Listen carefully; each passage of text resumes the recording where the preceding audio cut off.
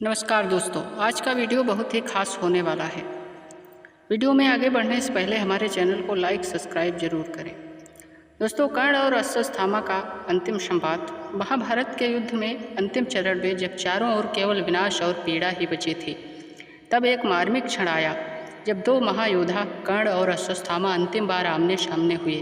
यह संवाद केवल दो मित्रों का नहीं बल्कि दो त्रासदी भरे जीवन की टकराहट थी। दोस्तों, वीडियो में आगे बढ़ने से पहले एक बार फिर चैनल को लाइक सब्सक्राइब जरूर कर लें। कुरुक्षेत्र का युद्ध सूर्य अस्ताचल की ओर बढ़ रहा था। अश्वत्थामा, देखो यह रक्त, यह शव, यह चीखें, क्या यही धर्म की विजय है? मैं नहीं जानता क्या सही और क्या गलत, केवल इतना जानता हूँ कि मैं जीवन भर अपने अस्तित्व के लिए लड़ाई लड़ी। अश्वत्थामा दुख भरे स्वर में, कर्ण, हम दोनों का जीवन एक जैसा पीड़ा का प्रतीक बन गया है। मैं गुरु द्रोणाचार्य पुत्र होकर भी अपमान का पात्र बना रहा और तुम सूर्य पुत्र होकर भी सूत पुत्र कहे गए। हम दोनों ही न्याय के लिए तरसते रहे।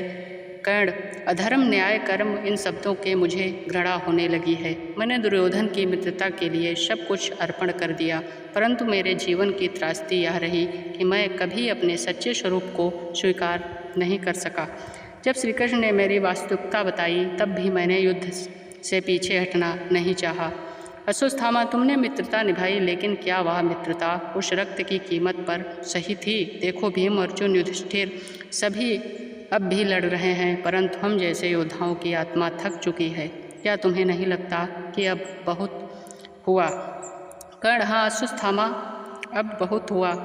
अब इस युद्ध में न धर्म है न अधर्म, केवल बदला है अहंकार और अंधकार। जब युद्ध की शुरुआत हुई थी, मैं एक विजेता बनना चाहता था, पर अब मैं केवल शांति चाहता हूँ, जो शायद मृत्यु से ही मिले। अश्वत्थामा, तुम्हारे शब्द मेरे मन को चीर रहे हैं। कर्ण, पिताश्री की मृत्यु के बाद मैं टूट चुका हूँ। मुझे अब युद्ध नहीं, बस प्रतिशोध चाहिए। तुम भाग्यशाली हो कि श्री कृष्ण ने तुम्हें सच बता दिया। मुझे तो अब तक केवल क्रोध ही मिला है। कर्ण, थोड़ा मुस्कुराते हुए अश्वत्थामा, क्रोध में केवल विनाश उपजता है।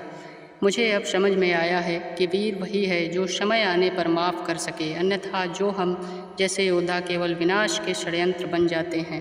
अश्वत्थामा, और क्या हमारे पीछे बचा भी कुछ है जिसे बचाया जा सके? गुरु द्रोण नहीं है, भीष्म शरशय्या पर हैं, और अब मैं जानता हूँ तुम्हारा अंत समीप है। कर्ण, हाँ मित्र, सूर्य अस्त हो रहा है और मैं धीरे धीरे जीवन का दीपक भी हमारे जीवन का बुझा जा रहा है, पर यदि मेरे जाने के बाद भी कोई सत्य रह जाए तो बस इतना ही। कर्ण कभी अधर्मी नहीं था, वह केवल एक उपेक्षित योद्धा था जो अपनापन खोजता रहा।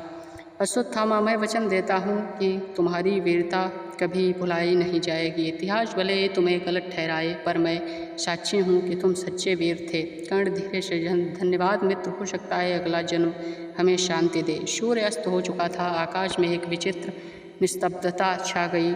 यह संवाद दो योद्धाओं के अंतर्गत की पुकार थी, जो आज भी इतिहास के पन्नों में गूंजती है। यह संवाद केवल कल्पना पर आधारित है, केवल अन्य महाभारत उन भावनात्मक क्षणों को उजागर करता है जो युद्ध में क्रूरता के पीछे छिपे हैं। दोस्तों, आज का वीडियो बस इतना ही। मिलते हैं आपको अगले वीडियो में, तब तक के लिए देखते रहिए हमारा चैनल ज्ञान का पिटारा, और हमारे चैनल को लाइक सब्सक्राइब कमेंट अवश्य करें ताकि ऐसे ही वीडियो आपको मिलते रहें। धन्यवाद, नमस्कार, जय श्री कृष्ण, जय श्री राम।